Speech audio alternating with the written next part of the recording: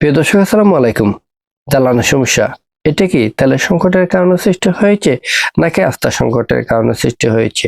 অনেকে মনে করেন দুটোই একসাথে কাজ করে, তবে আমাদের বাস্তবতায় আস্থা সংকটটাই বেশি ক্ষতি করে।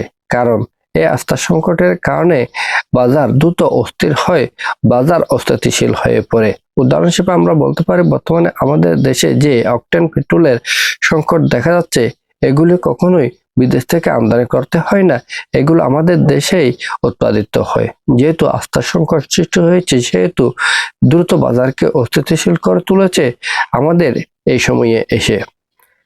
জ্বালানির বাস্তব সংকট, এটি ঘটে যখন সত্যিই জ্বালানির সরবরাহ কমে যায়।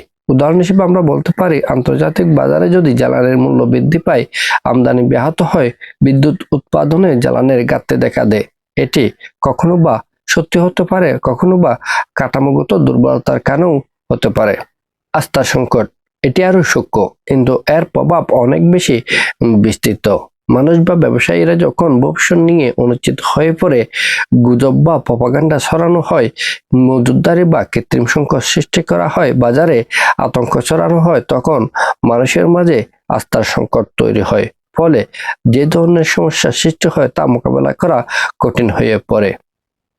বাংলাদেশের প্রেক্ষাপট, বাংলাদেশের মতো আমদানি নির্ভর দেশে কিছুটা জ্বালানির বাস্তব সংকট দেখা যায়, কিন্তু অনেক ক্ষেত্রে নীতিগত অস্পষ্টতা, দুর্বল ব্যবস্থাপনা এবং তথ্যের অভাবের কারণে আস্থার সংকট তৈরি হয়। ফলে ছোট সংকটও বড় আকার ধারণ করে। কোনটা বেশি দায়ী? স্বল্প মেয়াদে বাজার অস্থির হলে আস্থার সংকটই বড় কারণ, আর দীর্ঘমেয়াদে যদি জ্বালানির ঘাটতি দেখা দেয়, তাহলে এটি বাস্তব সরবরাহের সংকটের কারণে সৃষ্টি হয়। পরিশেষে বলা যায়, জ্বালানির সংকট শুধু তেল নিয়ে সমস্যা নয়, বরং মানুষ বিশ্বাস করছে না এর সমস্যাও।